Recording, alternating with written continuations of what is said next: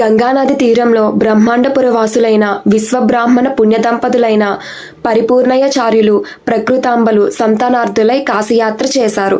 కాశీనగరంలో పరమశివుడు కలలో కనిపించి విష్ణువు ఆమెకు కుమారుడిగా జన్మిస్తాడని చెప్పాడు.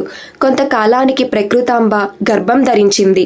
9 మాసాలు నిండుతున్న సమయంలో స్వగ్రామానికి బయలుదేరగా సరస్వతీ నది సమీపంలో మగబిడ్డను స్వస్తి శ్రీ చంద్రమానిన కీలకనామ సంవత్సర కార్తీక శుద్ధ ద్వాదశి నాడు ప్రసవించింది.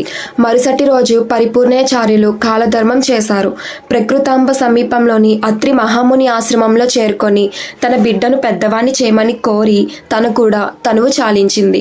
కర్ణాటకలోని స్కందగిరి పర్వత సానువులో స్థితమైన పాపాగ్ని మఠాధిపతులు అయిన విశ్వబ్రాహ్మణ పుణ్యదంపతులు యనమదల వీరభోజయాచార్యులు వీర పాపమాంబ సంతాన భాగ్యం కోసం పుణ్యక్షేత్రాలు సందర్శిస్తూ అత్రి మహాముని ఆశ్రమం చేరుకుంటాడు.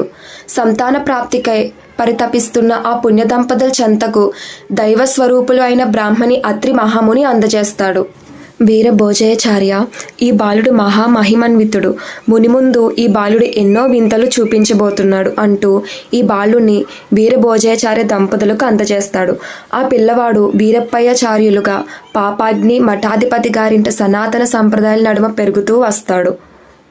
అతి చిన్న వయసులోనే బ్రహ్మం గారు కాళికాంబపై సప్తసతి రసించి అందరినీ అబ్బురపరుస్తాడు. బ్రహ్మం గారి పదవి ఏట వీరభోజయాచార్యులు స్వర్గస్థులవుతాడు.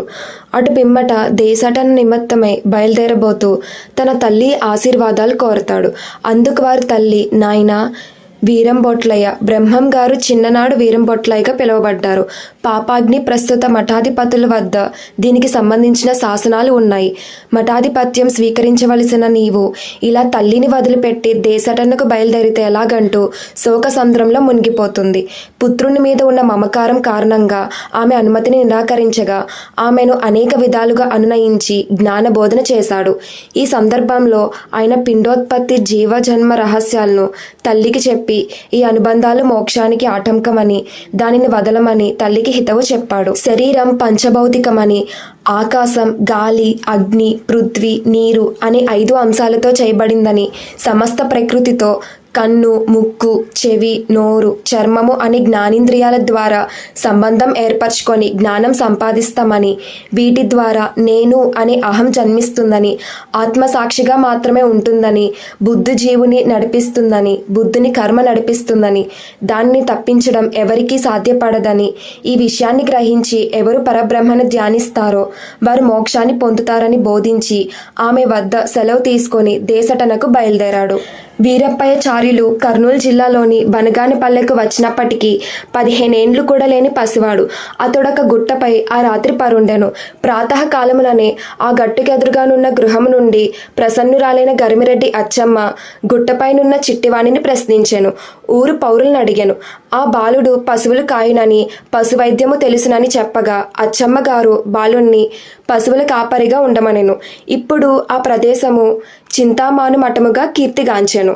అచ్చమ్మ గారిచ్చిన సంగటి ముద్దను తీసుకొని వీరప్పయ్య గోవుల్ని తీసుకొని రవ్వలకొండ ప్రాంతమునకు పోయెను. అలా మందనొక చోట చేర్చి ఒక గీతను గీసెను. గోవుల గీతను దాటజాలెను. ఇక్కడనే వీరప్పయ్య గులజారములతో తాటి ఆకులపై కాలజ్ఞానం వ్రాయుట ఆరంభించాడు.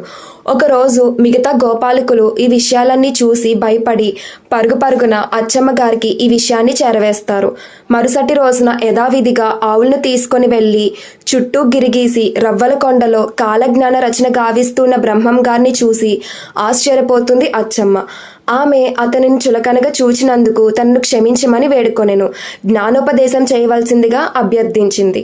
అచ్చమ్మ బ్రహ్మం గారిని దర్శించుకున్న రవ్వలకొండలో ఈనాడు సుందరమైన బ్రహ్మం గారి దేవాలయం ఉన్నది. గుహలో కూర్చొని వ్రాసిన తాళపత్ర గ్రంథాలు మఠంలో నేటికి భద్రంగా ఉన్నాయి. బ్రహ్మం గారు అచ్చమాంబకు ఆమె భర్తకు యాగంటి కొండ శిఖరం మీద కాలజ్ఞానం ఉపదేశించాడు. ఇతర భక్తులు వారిని అనుసరించి ఈ ఉపదేశాన్ని వినేవారు. కావున యాగంటి సమీప పర్వత ప్రాంతమునకు ముచ్చట్ల కొండ అని పేరు వచ్చింది.